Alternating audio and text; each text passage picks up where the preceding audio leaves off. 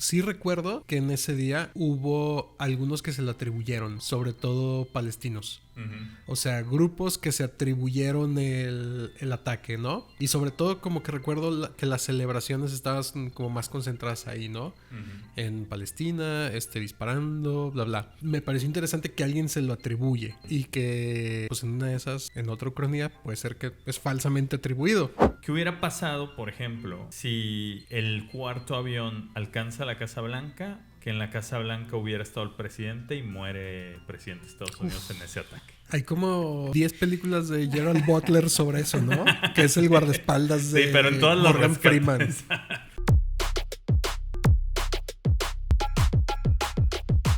Son cerca de las 9 de la mañana. El presidente de Estados Unidos, George W. Bush, está a punto de entrar a un salón de clases cualquiera en la escuela primaria Emma E. Booker en Sarasota, Florida. Justo antes de hacerlo, le informan que una pequeña aeronave de 2 motores acaba de chocar con una de las torres gemelas en el corazón de Manhattan. Aunque bien parece una situación inusual, su agenda continúa con las actividades previstas. El presidente entra y acompaña a los niños en su lección de lectura. Unos minutos después, frente a unos 15 estudiantes de segundo grado, su maestra y algunas cámaras, el jefe de gabinete de la Casa Blanca, Andrew Card, se acerca al presidente y le susurra en su oído. Un segundo avión se estrelló en la segunda torre. América está siendo atacada. Es 11 de septiembre de 2001. Son apenas poco más de las 9 de la mañana y ni el presidente, ni ningún otro ciudadano norteamericano sabe aún que 4 aviones han sido secuestrados y están estrellándose con pocos minutos de diferencia en distintos puntos del este del país. El presidente Bush se queda en su silla por varios minutos más mientras termina la clase, pero su mente ya no está ahí.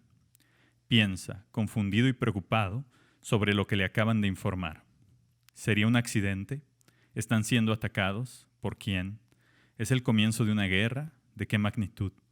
¿Cuántos estadounidenses han muerto en esos minutos? ¿Ya terminó? ¿Habrá más? 2 minutos antes de las 10 de la mañana, un nuevo nivel de horror es alcanzado. La Torre Sur, que fue la segunda en ser golpeada, es la primera que se derrumba. Y 30 minutos después, la Torre Norte, la que recibió el primer golpe que desató el terror, en solo 9 segundos colapsa sobre sí misma. Más tarde, el presidente Bush transmite un mensaje a la nación en el que sentencia: no haremos distinción entre los terroristas que cometieron estos actos y aquellos que los amparan. Al otro día, a manera de respuesta a su mensaje, varias emisoras de televisión de diferentes países del mundo reciben un paquete que contiene un archivo de video de tan solo 9 segundos. Al reproducirlo aparece un hombre que, entre sombras, asoma sus rasgos duros y su semblante poderoso, y en un inglés con marcado acento ruso dice: en tan solo 9 segundos derrumbamos Occidente. Al final del video se lee una leyenda a manera de firma: Comité de Seguridad Soviético del Nuevo Milenio.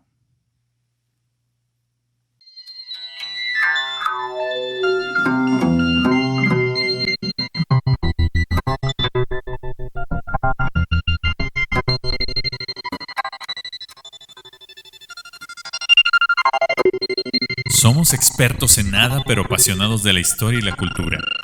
Fascinados por las posibilidades del tiempo, de la variabilidad, de la ficción y de todo lo que no pasó. De los tiempos imposibles.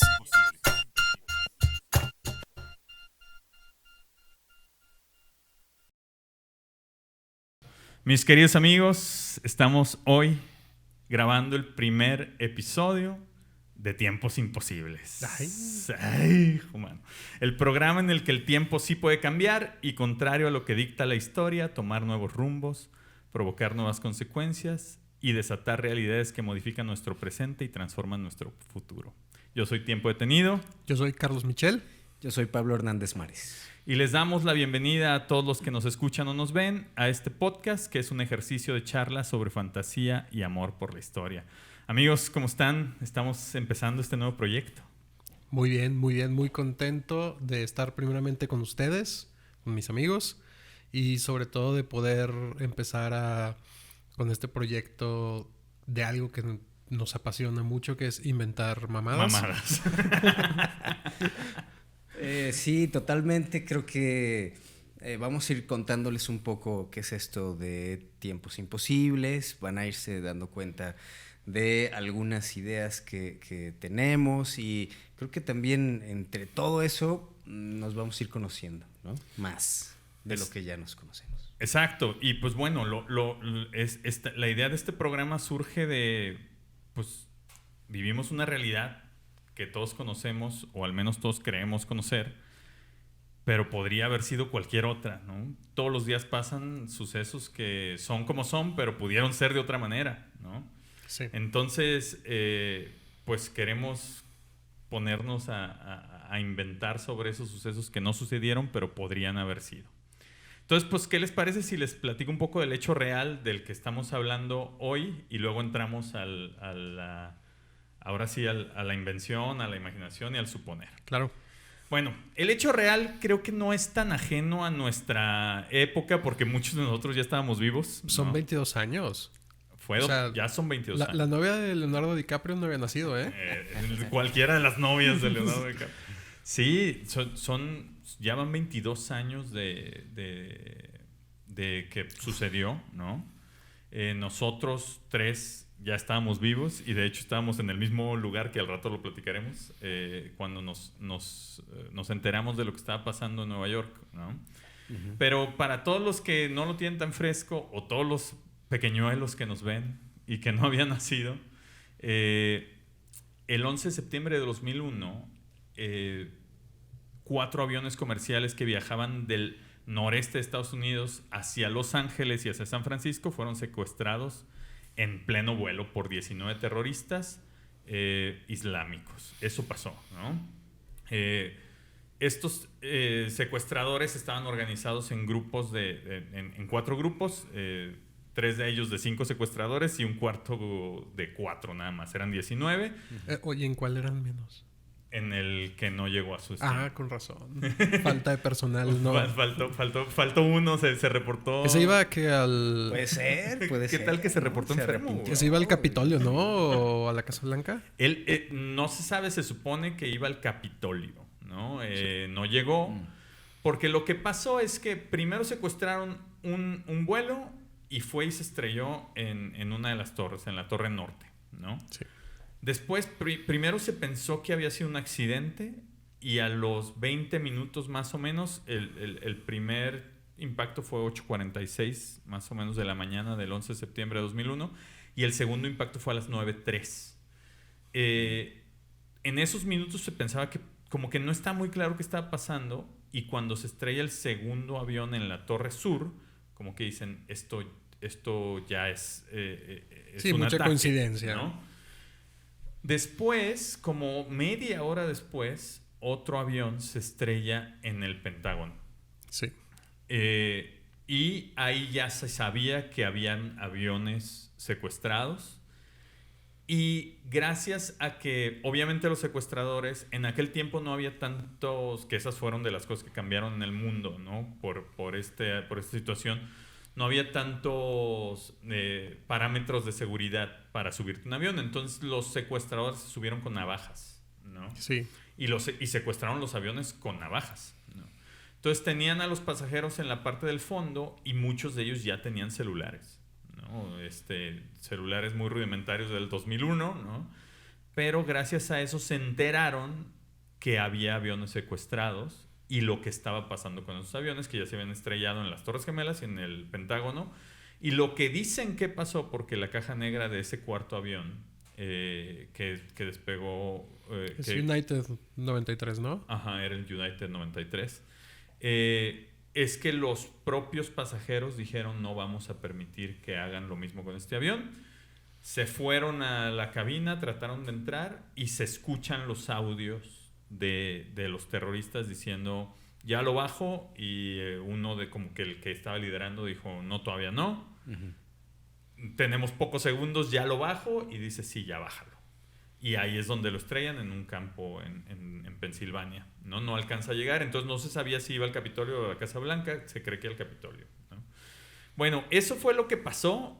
En el resultado inmediato, digamos, fueron 2.996 personas que perdieron la vida, la mayoría en las Torres Gemelas, 2.763 en las Torres Gemelas, 189 en el Pentágono y 44 en el vuelo 93 de Pensilvania. No contamos, no se cuentan en las bajas a los terroristas. Este número es sin terroristas, ¿no?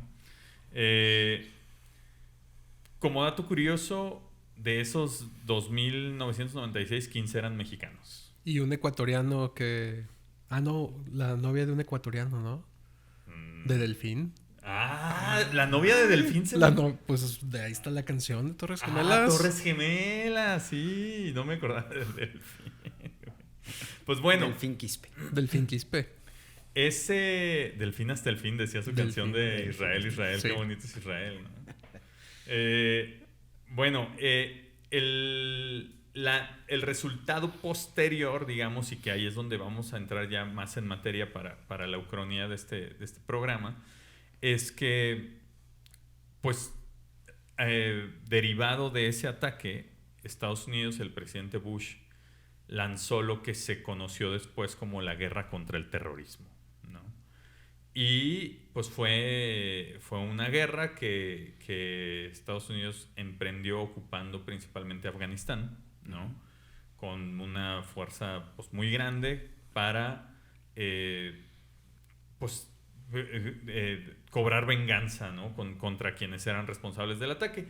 Los responsables al principio no estaban muy claros. De hecho, el grupo terrorista de Al Qaeda primero dijo que ellos no habían sido, pero en 2004, o sea, 3 años después, Osama Bin Laden, su líder, sí reconoció los ataques, ¿no? O sea, sí dijo que ellos fueron. Y pues bueno, se siguió una guerra por muchos años. En 2011 finalmente abatieron a Osama Bin Laden. Y pues hasta el año pasado, finalmente, o sea, en 2022, Estados Unidos desocupó Afganistán por fin. Y el día que se salieron, los talibanes volvieron a tomar el liderazgo del país, ¿no? Ese es el hecho real. Eso es lo que pasó, con detalles más, detalles menos. Eso pasó. Sin embargo, en el que hubiera sido, sí, en la ucronía que estamos planteando hoy, pues como ya escucharon, es todo lo mismo, salvo que al final quien se atribuye los ataques un día después es un supuesto grupo terrorista que se hacen llamar soviéticos. Lo que para nosotros es solo una charla entre amigos, los expertos lo llaman ucronía, que es plantear cómo sería el mundo si el resultado de un determinado evento histórico hubiese sido diferente. En pocas palabras, un ¿qué hubiera sido si de la historia del mundo?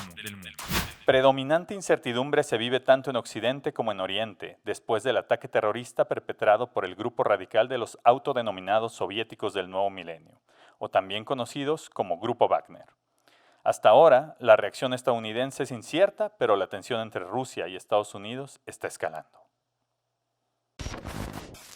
Entonces, pues bueno, para empezar la charla, ahora sí, les quiero soltar 2 preguntas, ¿no? Y vamos partiendo de ahí. ¿Se han imaginado qué consecuencias podría haber para México si Estados Unidos fuera atacado en su propio territorio? ¿Habría alguna potencia terrorista que desatara una guerra de proporciones mundiales? ¿Qué tendría que suceder para que esto pasara, ¿no? Y pues bueno, me gustaría que empezáramos con ese, ¿no? Platiquemos si los terroristas hubieran sido rusos, pero no un ataque propiamente de Rusia, ¿no? Claro. Entonces, pues que de primera impresión, cuando escucharon el texto, el final del texto, o el mismo texto como tal, ¿qué impresión les dio? ¿Qué piensan? Adelante. Bueno, yo recordé pues esas imágenes, ¿no? Del presidente en la escuelita con los niños de preescolar, ¿no? Eran pequeños. Bueno, eran segundo grado, ¿no? Pues segundo como grado, segundo de primaria. Y entonces después también salía esta idea que traía el libro al revés, ¿no? Que estaba. Sí. Entonces, y ahora que lo mencionaste, me costó trabajo pensar que no supieran al instante o sea, decir como, creemos que es un avión, una avioneta. Uh-huh. No sé, no, ahí de entrada o sea, la capacidad y la capacidad, pues, de la inteligencia en Estados Unidos, pues, ¿no? Uh-huh. O los servicios de inteligencia. Siempre podría pasar, ¿no? Siempre pasan esas cosas. Pero bueno, eso fue lo primero que me brincó. Y sí, de repente sí, cuando... O sea, no recordaba eso de que las imágenes al día siguiente. Entonces, cuando mencionas este grupo, Wagner, ¿no? Wow, ¿no? O sea, sí es como... ¿Qué hubiera pasado si hubieran sido ellos, ¿no? Sí. ¿Tú, Michelle? Yo... La primera parte que detecté es que... sí recuerdo que en ese día hubo algunos que se le atribuyeron, sobre todo palestinos. Uh-huh. O sea, grupos que se atribuyeron el ataque, ¿no? Y sobre todo como que recuerdo que las celebraciones estaban como más concentradas ahí, ¿no? Uh-huh. En Palestina, disparando, bla, bla. Entonces me pareció interesante que alguien se lo atribuye, ¿sí? Y que pues en una de esas, en otra ucronía, puede ser que es falsamente atribuido, claro, ¿no? Pero además de eso, es una posibilidad que ya se había explorado al menos en esta película de submarinos, donde un renegado exsoviético comunista agarra misiles y bla bla y trae ahí como su onda, que no me acuerdo cómo se llama. Y había en ese entonces un político que ahorita, cuando ya no me toque hablar, voy a buscar su nombre, pero que era como un político muy totalitarista ruso de los 90s, en la época Yeltsin, que también ahí tenía como... Pues en Occidente había un miedo hacia esta persona, ¿no? Pero, híjole, bastante posible. Es que yo lo que me imaginaba cuando escribía este escenario es como... Imagínense que al otro día a muchas televisoras del mundo, a las principales, ¿no? Les llega este paquete, pues, ¿no? Y trae una cinta con un video de un güey que evidentemente es ruso y que dice una provocación así, ¿no? En 9 segundos derrumbamos Occidente. Haciendo alusión a los 9 segundos que tardó la Torre Sur en derrumbarse, en colapsar sobre sí misma. Y luego al final la provocación aún mayor de Comité de Seguridad Soviético del Nuevo Milenio. Es decir, pues el Comité de Seguridad del Estado en la Unión Soviética era la KGB, ¿no? Que era, sí. La KGB era una especie de CIA y FBI juntos. O sea, tenía integradas las dos funciones. Y era del Estado, pero era de la Unión Soviética. Lo que yo me imagino que hubiera sido muy desconcertante y donde empiezo con una reflexión más profunda es, yo no sé qué hubiera hecho Estados Unidos si ve esa provocación tan grande o tan insultante para ellos, pero no se la puede atribuir tal cual a Rusia. Al gobierno ruso. No, al gobierno ruso. Uh-huh. O sea, es un grupo que sí son rusos, pero no se identificaron como rusos, pero nos están provocando, ¿qué hago? O sea, y mi primera reflexión es, pues, ¿qué harían? ¿No? ¿Cómo se imaginan que hubiera reaccionado Estados Unidos en... Esta bronca es o con Rusia directamente, o trato de aliarme con ellos para perseguirlos, y si sí, ¿cómo hubiera reaccionado Rusia? O sea, ¿qué hubieran protegido? ¿No? ¿Qué piensan? ¿Quién sabe ahí, por ejemplo, este grupo este grupo que te inventas no tiene un lugar geográfico, ¿no? Porque también pienso que influiría mucho, ¿no? Si fuera alguna ex república o estuvieran en algún lugar como Armenia o Georgia o estos ahí medio inestables, o estuviera diseminado por toda Rusia, si fueran realmente el riesgo es que si fueran personas que fueran ex del gobierno, ex reales de la KGB o de ejército o así, y que entonces, pues el miedo de que tuvieran acceso a ciertas cosas, ¿no? Sí, armamento, a información. A todo esto. Entonces, luego hay que ver, pues uno era George Bush en ese entonces. No sé si estaba Putin ya en ese entonces o estaba todavía Yeltsin. No, según yo ya estaba Putin. Eso también es un buen dato de cuál podría ser la respuesta de Rusia ante una acusación, porque no, Yeltsin era bastante más débil que Putin. Claro. Sí. Y pensar, por ejemplo, como esta nostalgia por lo soviético, ¿no? O sea, es decir, eso es muy congruente en cierto sentido, ¿no? O sea, digamos, yo recuerdo en algún momento a alguien que planteaba esta idea, ¿no? Bueno, toda gran potencia necesita enemigos, pues, para entonces tener ahí con quién enfrentarse y pues entrenar y desarrollar nuevas armas, y se les estaban acabando, pues, ¿no? Y entonces me hace pensar en quién más podría presentarse, pues, como un enemigo real, ¿no? Ante la potencia que es Estados Unidos, ¿no? Putin es desde el 2000. Sí. Es presidente de Rusia.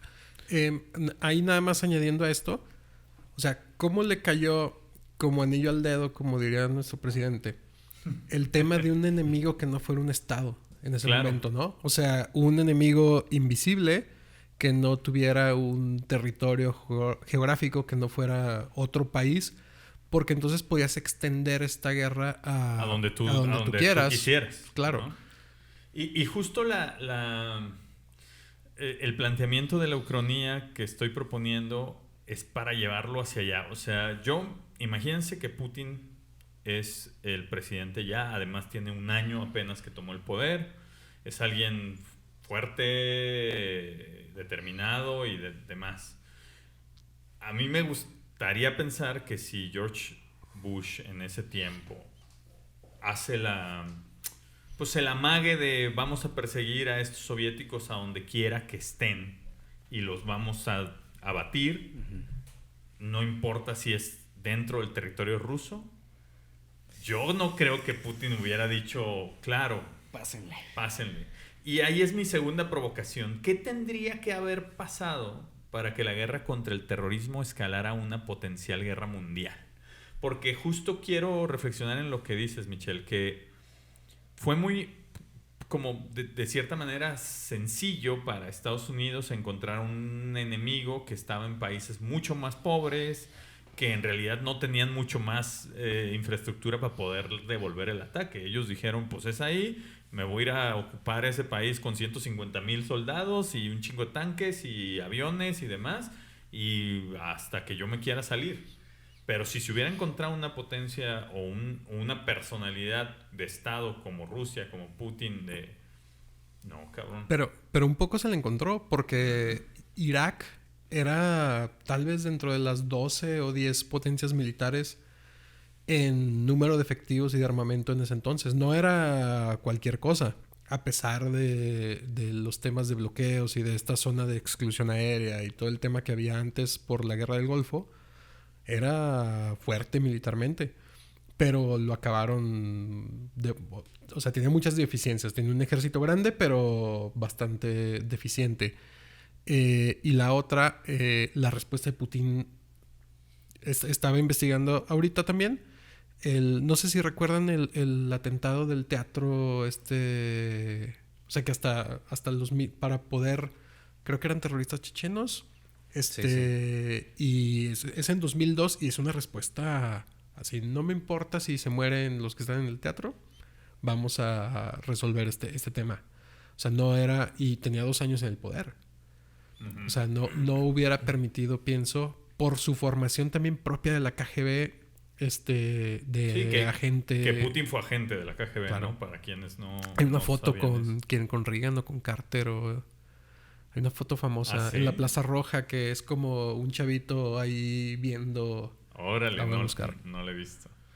Sí, pues yo creo que lo que es el camino que al menos hubiera sido el detonador de un potencial conflicto mundial, al menos de una tensión muy latente como la que tuvimos en la Guerra Fría, ¿no? O sea, yo sí creo que si hubieran sido rusos, se comprueba que los que derribaron las Torres Gemelas fueron rusos o estuvieran en el territorio ruso, la respuesta de Estados Unidos hubiera sido muy enérgica y la respuesta de Rusia hubiera sido también igual de enérgica y creo que el conflicto hubiera escalado a otra cosa, ¿no? O sea, yo no creo que se hubiera quedado como, pues nos atacaron unos terroristas y yo quiero deshacerme de esos terroristas y pues resulta que están ahí en tu territorio, ¿no?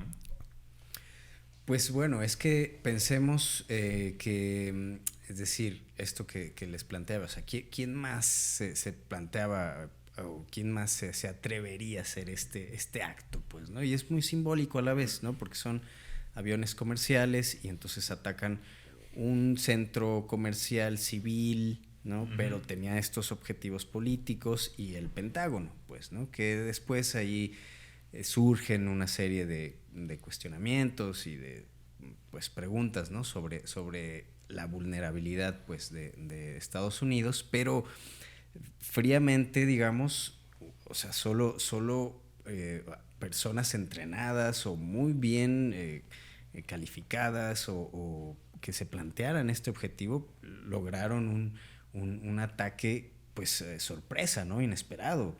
Y eso está, es decir, no es cualquier cosa. Pues, sí, ¿no? una cosa que fue interesante, nada más ahorita te dejo seguir con tu idea, pero me lo recordaste, fue tan sacador de onda el momento que cuando se dan cuenta del tercer avión, en el del Pentágono, la FAA, que es la Administración Federal de Aviación de Estados Unidos, ordena bajar todos los aviones en cielo estadounidense en ese minuto. O sea, todos aterrizan en donde puedan más cercano. O sea, bajaron 4,500 vuelos así, ¿no? Por esa vulnerabilidad que dices, no sé qué está pasando. Sí.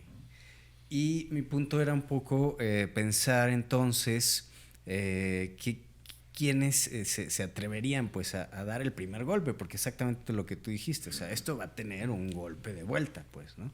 Entonces es como los asesinos o los sicarios, pues, o alguien profesional sabe que en cuanto comete el crimen o el golpe o el asesinato, tiene que saber para dónde va a correr, o a menos que ya sepa que lo van a agarrar. Sí, ¿no? A menos que no quiera correr. Es ¿no? algo así. Entonces, por ejemplo, el planteamiento de que estuvieran en Rusia, pues Rusia también tiene servicios de inteligencia muy fuertes todavía, pues, ¿no? Entonces, y se comparten, lo hemos visto ahora, o sea, ahí todavía se comparten información entre Estados Unidos y Rusia, ¿no? Ahora que lo decían, pues China es el otro, quizá, país por ahí preocupante en ese sentido, ¿no? Y casi nadie habló de eso en ese momento, ¿no? Digamos. Yo creo que también tiene que ver con que hasta ese momento el terrorismo era diferente y tenía que ver con reivindicaciones territoriales. O sea, por ejemplo, ETA, que ya estaba en franca decadencia para esa época, era una reivindicación territorial sobre el territorio vasco, ¿no? O, por ejemplo, el Ejército Republicano Irlandés, o Hezbollah, o todos estos que tenían que ver con el tema palestino. Y cuando sale Al Qaeda, la reivindicación era más bien abstracta también. O sea, así como la guerra contra el terrorismo era un enemigo medio abstracto, medio invisible, sus reivindicaciones eran también abstractas. O sea, no se sabía bien, o sea, era un tema como los infieles nos están haciendo esto y la Meca y no sé qué, Israel también por ahí se mencionaba ciertas ofensas, pero era un tema, pues una guerra santa medio abstracta que no tenía que ver con una demanda en concreto. Entonces era algo que pues no a qué estábamos acostumbrados. Y un grupo así, terrorista ruso, soviético, que ahí al mencionar la palabra, pues hay como cierta intención. Claro. ¿Cuál podría ser también esa supuesta intención? ¿Una intención abstracta como este nuevo terrorismo? ¿O una intención más bien territorial o de volver a un tema, no lo sé? Sí, yo cuando escribí esa parte que lo nombré así, tal cual, era porque me imaginaba la intención como que de estos tipos, si hubieran existido, sería: nosotros queremos reivindicar lo que fue la Unión Soviética y reempoderar ese concepto. Y vamos a hacerlo demostrando poder, fuerza y demostrando debilidad del mayor enemigo que tuvimos, ¿no? Entonces, a mí me parecería, yo creo, o sea, sinceramente yo creo que eso hubiera escalado mucho, muy rápido. O sea, yo no creo que se hubiera... Acá la respuesta de Estados Unidos contra Afganistán también fue rápida, pero al final fue algo que no iba a tener un enemigo del otro lado que pudiera responder a una guerra como tal, ¿no? Nunca. Pero en el caso de Rusia, yo creo que sí hubiera podido haber escalado mal. O sea, y entonces entrar por lo menos a una tensión como la que hubo en la Guerra Fría. Yo creo que un escenario que pudiera ser interesante lo que planteas es que ese acto debilitara al gobierno en ese momento de Rusia y empoderara a estos soviéticos, ¿sabes? Porque, digo, al final su objetivo sobre volver a esta gran Rusia soviética pues tendría que pasar por quitar a Putin o a quien sea o aliarse con él y terminar dominando Rusia. Sí, yo creo que algo que hubiera sido muy determinante en eso es si los terroristas eran rusos o no. O sea, si hubieran sido de algún otro estado que no fuera Rusia, pero que fuera de la Unión Soviética, yo creo que Putin probablemente pues, los deja morir solos, ¿no? Que eso también pasó en la historia real, porque eran de Arabia Saudita. Exacto. Y pues no hubo realmente nada contra, que es un gran aliado y creo que debe ser la cuarta potencia armamentística del mundo. Uh-huh. Sí. Sí, bueno, yo, es decir, venía pensando que esto es una probada un poco de estos temas que estamos platicando, porque las variables se ramifican, pues, ¿no? O sea, y un cambio detona una marejada, un tsunami de acciones, pues, ¿no? O sea, porque hoy ya vemos, claro, ¿no? Irak y Afganistán. En ese tiempo yo pensaba, decía, es que están gastando sus bombas, tirándolas en las montañas, pues, ¿no? Para reabastecer el arsenal, desarrollar nuevas técnicas, pues para que sus soldados estén entrenados en tiro, ¿no? A las montañas, ¿no? Buscando los túneles donde se movían Al Qaeda, pues, ¿no? Pero ¿qué pasa si hubiera sido en Siberia, ¿no? O en otros territorios y a la vez, no sé, ¿no? Pensar en, o sea, Kabul, pues, ¿no? Y Karzai, el presidente, pues, habían puesto un presidente, o sea, una intervención a buscar, a derrocar a Putin y poner un presidente ruso muy aliado de Occidente, pues, ¿no? Uh-huh. Sí, como fue un poco en Afganistán. Ahora me gustaría plantear otro escenario del otro lado. O sea, ¿qué hubiera pasado, por ejemplo, si el cuarto avión alcanza la Casa Blanca, que en la Casa Blanca hubiera estado el presidente y muere el presidente de Estados Unidos en ese ataque? Hay como 10 películas de Gerald Butler sobre eso, ¿no? Que es el guardaespaldas de pero en todas Morgan las Freeman. Exacto. Hasta con drones se lo quieren chingar. Exacto. No, sí, o sea, imagínense que en ese ataque, ya sea en la Casa Blanca o en donde haya sido, muere el presidente de Estados Unidos por un ataque de un grupo terrorista que aparentemente es ruso. Pues mira, para empezar, Estados Unidos tiene un alto porcentaje de presidentes asesinados, entonces pues, medio saben qué hacer cuando les pasa. Pero ninguno por un ataque terrorista extranjero demostrado. Exacto. Entonces, híjole, Bush era recién presidente, el vicepresidente era Dick Cheney. Que el vicepresidente sí estaba en la Casa Blanca. O sea, sí, cuando se enteraron, buscaron al vicepresidente por cualquier cosa, lo bajaron al búnker y a Bush lo subieron al avión hasta que lo llevaron a una base en Florida y luego a Nebraska. Híjole, me parecen escenarios bien complicados. No me imagino qué reacción pudiera haber. Yo creo que no hemos visto una reacción similar. O sea, a lo mejor lo que se me ocurre es, bueno, podríamos tomar como referencia el ataque de Japón a Pearl Harbor en el 41 Y la reacción de Estados Unidos fueron 2 bombas atómicas 4 años después. Sí, aunque Pearl Harbor ya estaba medio cantado. O sea, ya había un roce, ya había algo ahí latente que iba a suceder. Pero fue factor sorpresa. Fue sorpresa totalmente. Sí. Y no podemos comparar No, pero lo que... Honolulu con Washington. Exacto, por eso justo esa es a donde quiero ir. Lo que quiero pensar es, ¿qué tendría que haber pasado para que este conflicto hubiera acabado en una guerra mundial? O sea, y yo creo que si hubiera, no sé, imagínate, matan al presidente de Estados Unidos en Washington, D.C., en la Casa Blanca. Yo creo que la reacción hubiera sido súper enérgica. Como cuando estás bien encabronado y ya no piensas en nada y haces lo primero que el instinto te dictó, güey. O sea, ni siquiera creo que hubiera sido algo planeado, pensado, con estrategas. O sea, yo creo que hubiera sido como... Nadie va... Porque no sé si se acuerdan del discurso de Bush de esa noche, pues, ¿no? Del día del 11 de septiembre. Que en el discurso Bush dice que tumbaron los cimientos o los fundamentos de Estados Unidos estructurales, pero no pudieron derribar los fundamentos de la gente. O sea, un discurso bastante, pues como es Estados Unidos, ¿no? Patriótico y orgulloso de sí mismos. Ya con eso que pasó.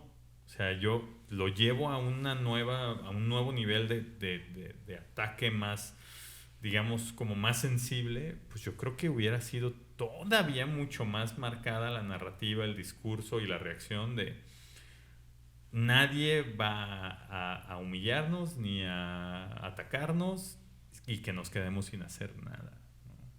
Yo creo que hubiera complicado las cosas mucho. Y además salía el mundo de una época, los 90s, más bien optimista respecto al futuro, respecto a lo que pasaba, lo sentías en la cultura, en la música, en el desarrollo económico, sobre todo de Estados Unidos en ese entonces con Alan Greenspan, que era súper grande. Y entra a este tema de pesimismo con una posibilidad de otra guerra mundial. Yo pienso que sí pudiera haberse dado, pero... O sea, decimos el presidente, pero lo de las Torres Gemelas fue fuertísimo por sí solo. O sea, sin haber matado a un presidente era... O sea, solo Pancho Villa lo había hecho. Solo Pancho Villa había atacado a Estados Unidos. Sí. Y yo pienso como estas, o sea, recuerdo, porque o sea, esa tarde salieron periódicos, ¿no? O sea, se hicieron... Sí, las ediciones especiales. vespertinas especiales y todo el mundo hablábamos de eso. Y recuerdo un poco la idea de que, sí, o sea, había como un cierto miedo, pero contenido. O sea, no se sentía una cosa de, no, ya, pues como otras tensiones, pues, ¿no? Entonces creo que...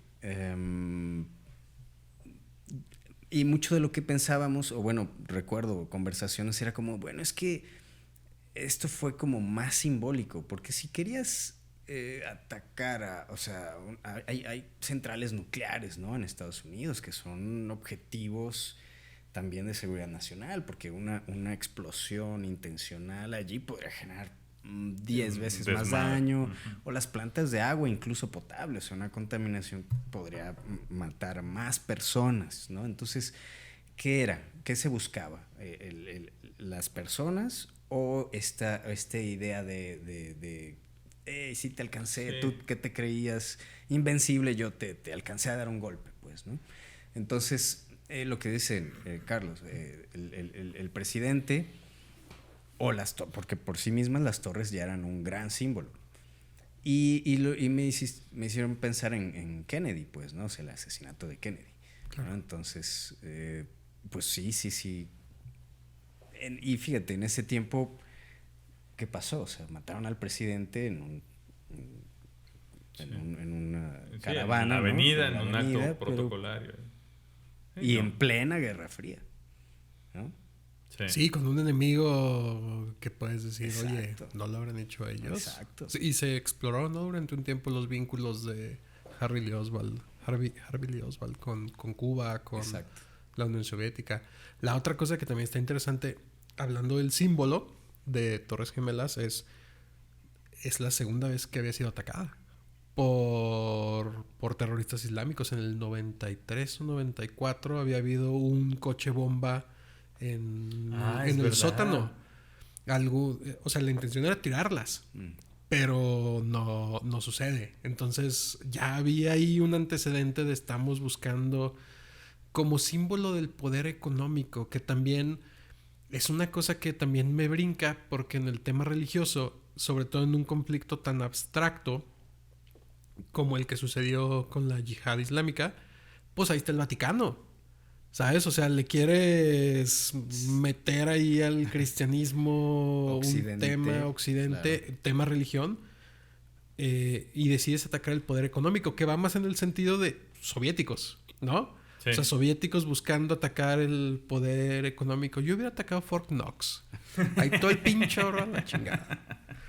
Pues sí. Oigan, y no sé si recuerdan que pues hubo muchas teorías conspirativas, ¿no? O sea, hay hace rato que mencionabas a China, hay una que involucra a China. Hace rato que mencionabas a Irak, hay una que involucra a Saddam Hussein. Pero quiero que platiquemos un poco sobre estas teorías conspirativas, pues, ¿no? Había como dos grandes corrientes, ¿no? Una que era que Estados Unidos sabía y lo dejó suceder. Sí. ¿No? O sea, ellos pues sí fueron alertados, sí sabían qué estaba pasando, no fueron ellos, pero sabía que iba a pasar y dejó que pasara. No sé qué piensan de esa primer posibilidad, que eso fuera real.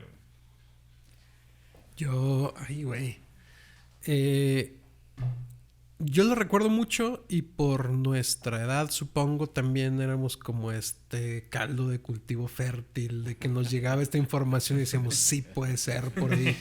Qué bueno que no había redes sociales, ni Twitter, ni eso en esa época, porque hubiera sido un desmadre. Pero yo recuerdo mucha información como de que ningún judío fue a trabajar ese día a las Torres Gemelas. Sí, y ya luego dices como, bueno, o vas, no sé si han tenido oportunidad de ir al memorial de las Torres Gemelas y ver los nombres y todo. O, ¿sabes? Solo avisaron, las vendieron un mes antes o las habían asegurado por tanto, y no sé, bueno, un montón de cosas ahí de que Estados Unidos sabía. Yo veo que, híjole, también la estupidez humana es grande. No sé, o sea, sí puede ser como que, pues no era prioridad en ese entonces. O sea, simplemente con la forma en la que destinas los recursos de gobierno a decir, oye, le voy a quitar tantito a la CIA y le voy a meter más acá. Recordemos que en los 90s había temas de terrorismo interno. O sea, estuvo el edificio de Oklahoma, estuvo Waco, estuvo Ruby Ridge, todo este tema. Y en una de esas dices, bueno, fortalezco al FBI y pues ahorita ya no estoy peleando con Rusia, no hay tanto tema. Y descuidas sobre todo a Al Qaeda, que no había, pues no figuraba tanto. O sea, tenía los atentados en los portaaviones estos en África y 2 embajadas, creo que en Tanzania, en Kenia, no sé. Pero en una de esas sí había información. Sí. Y simplemente no llegó o no se escaló esa información a donde alguien pudo haber hilado cosas y dicho, ay, güey, pues se me hace que hay que poner un ojo aquí. Sí, y la otra gran corriente era, no solo sabían, Estados Unidos lo hizo. Ay, es la más bonita de todas. O sea, no es que supiéramos, es que nosotros lo planeamos y nosotros lo hicimos, ¿no? Es que ahora que decías esto, yo no recordaba esta parte de que tardaría tanto en que Osama Bin Laden reconociera, sí, fuimos y tal. Y eso mismo genera esas elucubraciones, pues, ¿no? Sí. Decir, y es que entonces sí, porque él había sido su ex aliado, ¿no? Contra los soviéticos en Afganistán. Exacto. Entonces, o los talibanes mismos, pues, ¿no? Uh-huh. Que lo protegían. Entonces, no sé, últimamente han pasado otros casos en los que uno tiene esas sospechas, pero no hay manera de probarlo en ese momento. Hasta que pasan años y de repente surgen las pruebas, ¿no? Que estaban ahí. Entonces, no lo descartemos, alguna cuestión más adelante, algún vínculo. Y luego no sé si se acuerdan que había como esta onda de no se derrumbaron por el impacto de los aviones. Uf, no, O sea, las puedes enumerar. O Sí. sea, había la parte que une las alas con el fuselaje del avión estaba revestido de no sé qué aleación y entonces se doblan al entrar a las torres y es como un misil, como una flecha en lugar de que las alas se queden afuera. Había explosivos plantados ahí. En cada piso, ¿no? Sí. El tema de las derrumbaron con explosivos era en cada piso había explosivos, ¿no? Y los detonaron y por eso se derrumbó. O lo del Pentágono era un misil. Esa es la otra. No hay Esa es footage, nomás hay uno ahí que se ve que explota y bla bla. O sea, había un montón de cosas ahí. Y entonces luego que las exploró mucho Michael Moore después con el documental que le fue muy mal, por cierto, el de Fahrenheit. El de Fahrenheit. 9/11. Que qué buen documental es el otro, el de Masacre en Columbine. O Roger y yo. Sí. Pero Fahrenheit no... Sí, no terminó ahí de... Les recomiendo, no lo vean. De conectar. Exacto. Pero exploró muchos de estos temas, ¿no? Y la relación de la familia Bush con la familia de Osama y mil y un temas ahí que... Yo pienso que en cualquier teoría de la conspiración, para hacerla más sólida, tiene que tener más lógica. Y conforme está mejor contada, empieza a tener más lógica, ¿no? Y más gente que se Claro. suma a la creencia, ¿no? Ahora, ya para ir cerrando el tema de la suposición, y lo voy a llevar hasta un nivel que no tiene nada que ver o es difícil conectarlo, pero lo planteé en la primerita pregunta que les hice. Imagínense que esto sí escala, que se vuelve una guerra, Estados Unidos contra Rusia o contra un enemigo poderoso, y siguen atacando a Estados Unidos en su territorio. ¿Eso qué implica para México? O sea, ¿cómo nos hubiera ido nosotros? Porque nosotros ya éramos universitarios. O sea, en ese tiempo, y si hubiera empezado a haber una guerra ya en los 2000, donde atacan a Estados Unidos porque ya vieron que sí se puede hacer daño y que sí se puede impactar, ¿qué? ¿México qué? Pues supongo que habría, o sea, una economía de guerra, ¿no? O sea, habría una cuestión de cerrar fronteras, de migración. Sería interesantísimo ver ahora el fenómeno opuesto, ¿no? Que tenerle que cerrar la frontera a nosotros, a ellos, ¿no? Sí, yo creo que habría un éxodo, pues, ¿no? De gente de Estados Unidos hacia acá. Para empezar, todos los mexicanos que están allá, ¿no? Sí, todos se regresan a casa de su mamá. No, habría también que pensar en el contexto de México en ese entonces. Era Vicente Fox. Venía de una relación de pellizco y nalgada con George Bush. Se habían ido al rancho San Cristóbal, sí. Ahí, Brokeback Mountain, fogatita, toda la cosa. Que Fox cuenta que Bush no sabía montar a caballo. Sí.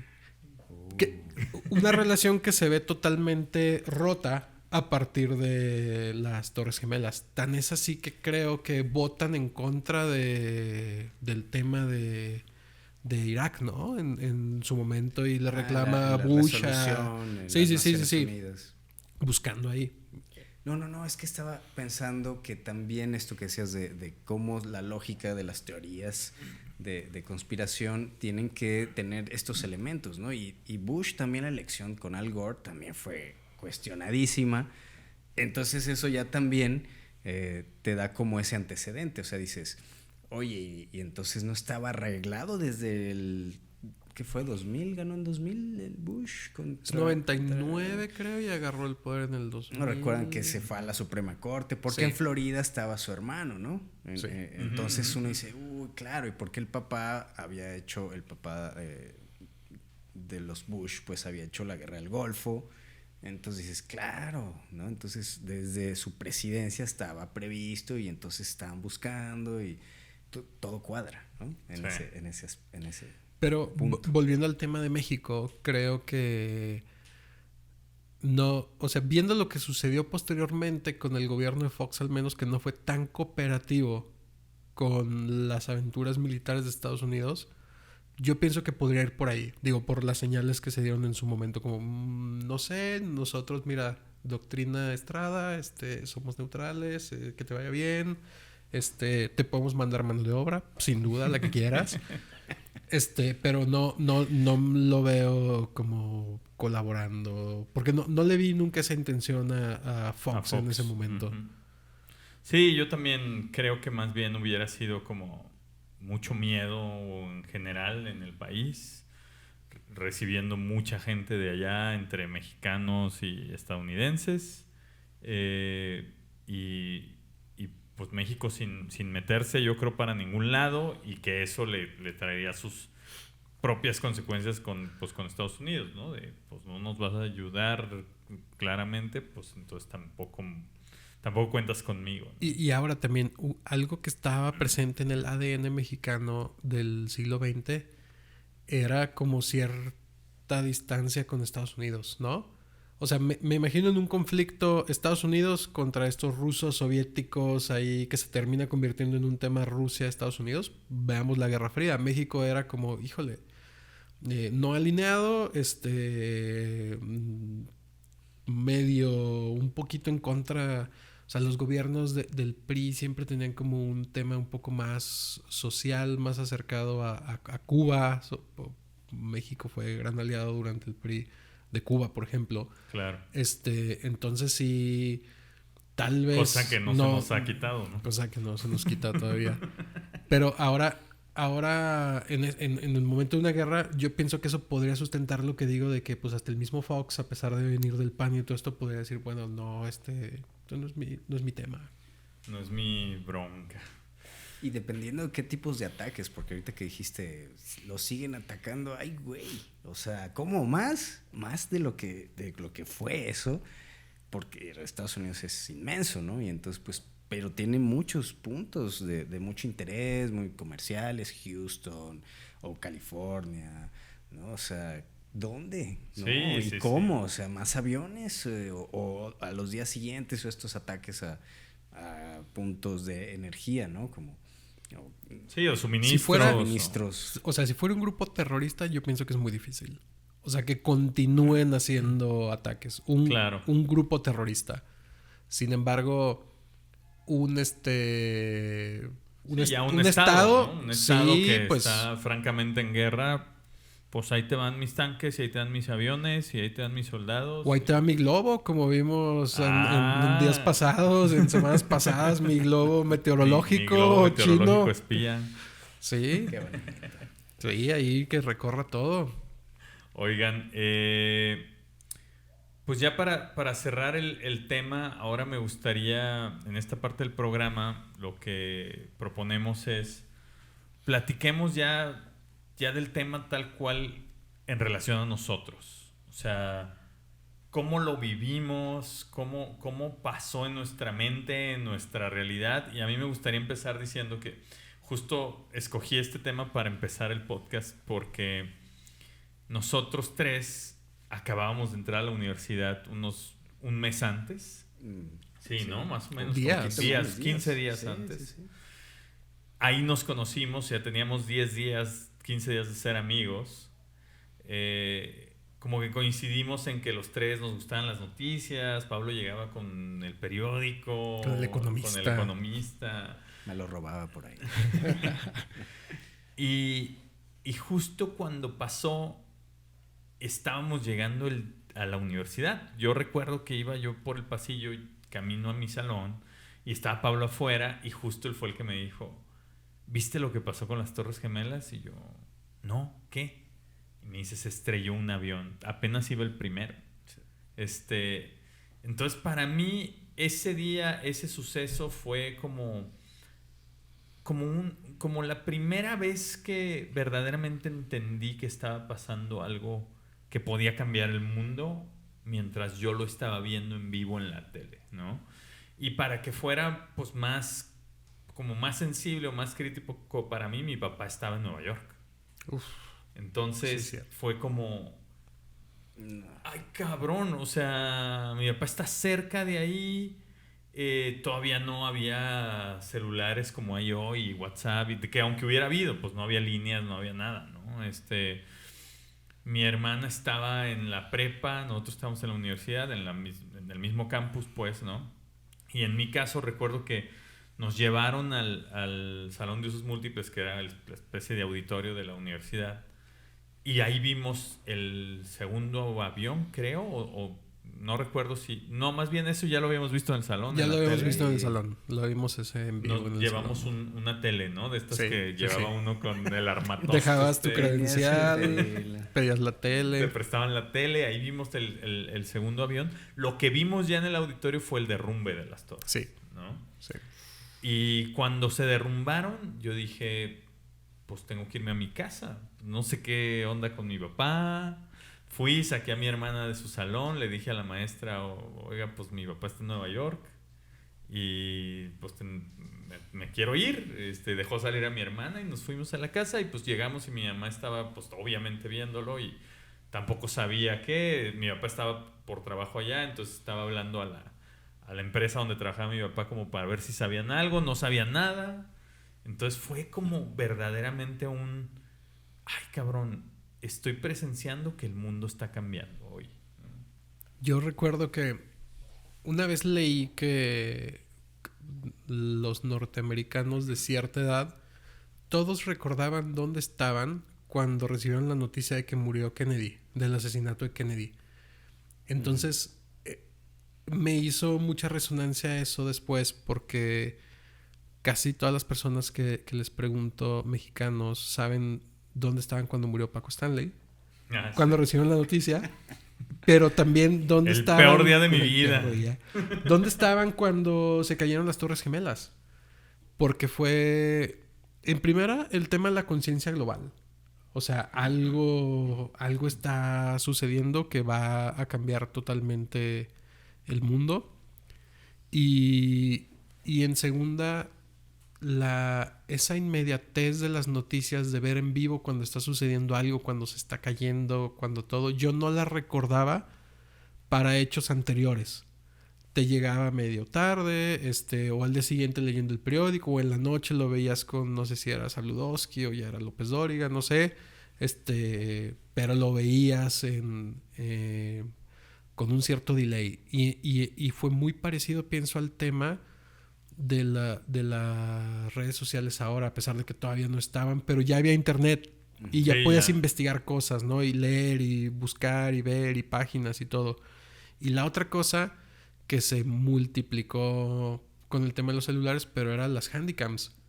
O sea, había muchas handycams, ya era más accesible para el público generar su propio material. Y entonces en segundos ya estabas viendo 3 o 4 tomas distintas y esto, y una persona que estaba ahí grabando, claro, etcétera. Era un bombardeo yo pienso que fue el bombardeo de información más grande que había recibido hasta ese entonces. Y esto, ¿quién puede ser? Y mira, ya salió acá que en Palestina están festejando y disparando el AK-47 y no sé qué, y esto está pasando acá y esto... Y como que iba escalando, ¿no? O sea, como que cada vez se ponía más grande, más interesante, más catastrófico. El tema que también es una lección, o al menos yo así lo sentí, pues es que 3 días después ya no estaba pasando nada. ¿Sabes? Y luego así pasa con todas las cosas, ¿no? No, y más ahora, ¿no? Sí. O sea, recuerdo la primera elección de Trump, yo pensé, ¿qué va a pasar? Y mira. Y ahí se viene la segunda. Y ahí viene la segunda ya. Pero pues también las cosas pasan. Y creo que eso fue una lección ahí para mí. Pues sí, yo recuerdo el día y recuerdo la hora, hasta un poquito así, casi el clima, pues, ¿no? ¿Qué traíamos ese día? ¿Qué traíamos puesto? Tú traías un traje azul claro, sí, algo así, pues, deportivo, sí, ¿no? Sí, traías como una chamarrita, un Ah, rompevientos. sí, un pants, una ¿no? Como tipo Adidas, una cosa así. O sea, hay como fotos, pues, ¿no? O sea...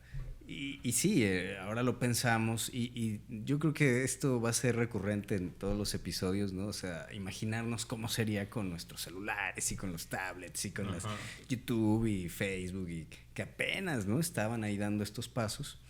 Pero, o sea, a mí esa sensación ahí quedó, pero sí recuerdo que como intelectualmente fue decir, acá está pasando un tema de comunicación. O sea, esto es algo y nosotros estamos empezando nuestra carrera en esto y sí sentí como que iba a modificar pues algo. No tenía ni idea de claro. Que fuera tan grande y mucho menos políticamente, económicamente, pero sí sentía que por lo menos en nuestra área también nos estaba dando material. Pero miren, sí, estamos justo, hablando de esto. Como un poquito de contexto, era primer cuatrimestre de Ciencias de la Comunicación.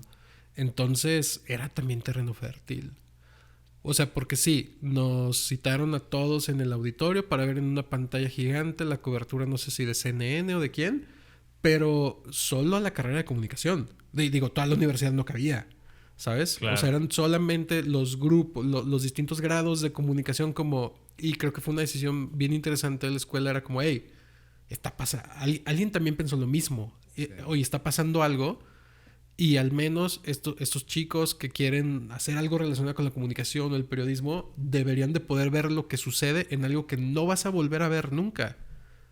Y me pareció también como muy valioso ese tema. Además se suspendieron las clases. Pero fue... Yo creo también, y no sé, ahí sí coinciden conmigo, para nosotros fue un rompehielos bien interesante generacionalmente, porque había un tema y entonces había algo de qué platicar y opiniones y esto y todo. Oye, ¿quién habrá sido ¿sabes? Sí. Eso me parece muy, muy, muy rico. Sí, yo creo que fue una buena manera de iniciar nuestra carrera en comunicación. Lástima que costó 2,900 muertos, pero excelente forma de introducirnos a la importancia de comunicar. Pues bueno, amigos, quiero también aprovechar y dejar algunas preguntas para nuestros escuchas y YouTube videntes. Que se pongan a imaginar con nosotros estos tiempos imposibles. Les voy a dejar 3 preguntas. Si ustedes hubieran sido el presidente de Estados Unidos, ¿cuál hubiera sido su reacción al momento de enterarse y cuál su mensaje a la nación? Porque es bien interesante pensar en el botón. Es bien interesante. El maletín, el maletín. Dámelo. El maletín. Es bien interesante pensar que Bush no se paró. O sea, se quedó como 20 minutos más oyendo niños leer. Sí, esa es una de las cosas raras de ese día. Es rarísimo. Si te están diciendo que acá... No, yo creo que no se imaginó la magnitud, no sé. Pero bueno. Pero, a ver, te interrumpo ahí y digamos, nosotros, o sea, fuimos por la tele, ¿no? En el carrito. O sea, ¿cómo? Oiga, no, o sea, prendan la tele. El presidente de Estados Unidos. Prendan la tele, a ver. Ya estaba en vivo algo, ¿no? Algo estaba pasando. Sí, lo que es muy raro. Lo que él declaró fue que él no quería asustar a los niños. Que por eso se quedó y yo creo que se choqueó. O sea, yo creo que ya no estaba pensando en nada más que en eso y no sabía qué onda. Yo creo que acabó la clase y alguien lo agarró del brazo. Señor Bush, acompáñenos. Lo que se hace es lo siguiente. Este es el protocolo. Vámonos. Exacto. Pregunta 2. ¿Qué habría pasado si uno de los aviones se estrellaba en la Casa Blanca y mataba a la familia del presidente? A todo, incluyendo a George Bush padre, a Jeb Bush, a todos. A Jeff, a todo. Híjole, también interesante.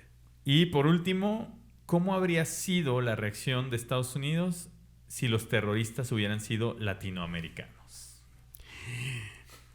Que no había, ¿no? O sea, que Tupac Amaru, tal vez, Sendero Luminoso, no... Tal vez algún grupo... Pues es que lo que había colombianos, tal vez. Lo que había era local, ¿no? O sea, sí, creo que el más grande fue la toma de la embajada de Japón, que era Tupac Amaru, creo. Fue lo más o menos contemporáneo de esa época, pero...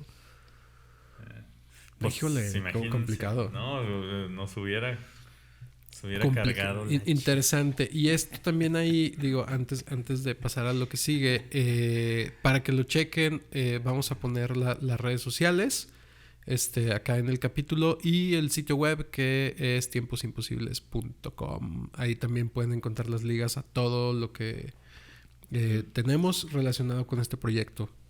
Así es, pues bueno, habiendo dicho todo lo anterior y cubierto el primer episodio de Tiempos Imposibles, muchas gracias por acompañarnos. Primero, Pablo, Michelle, gracias por sumarse y por crear juntos este proyecto, ¿no? Y gracias a todos los que pues lo van a empezar a escuchar, que probablemente ahorita son unos 4 personas. Pues este programa es para imaginar, y porque para nosotros el tiempo sí puede cambiar y, contrario a lo que dicta la historia, tomar nuevos rumbos, provocar nuevas consecuencias y desatar realidades que modifican nuestro presente y transforman nuestro futuro. Yo soy Tiempo Detenido. Yo soy Carlos Michel. Pablo Hernández Mares. Y como dijo Michelle, pueden buscarnos y seguirnos en nuestros perfiles de redes sociales, que los encontrarán en el episodio, en Twitter, en Instagram, en TikTok, en OnlyFans, como Tiempos Imposibles. Gracias a todos y nos vemos en otros tiempos. Con la boca sangrando a borbotones y la cara destrozada, aquel terrorista ruso permanecía desnudo y amarrado de pies y manos con cadenas que le impedían moverse. El verdugo estadounidense le mostró una imagen de su hija que estaba en la mira de un diestro francotirador y le dijo: «Esta es la última vez que te lo pregunto, antes de dar la instrucción para que le vuelen la cabeza. ¿Quién ordenó el ataque del 11 de septiembre?»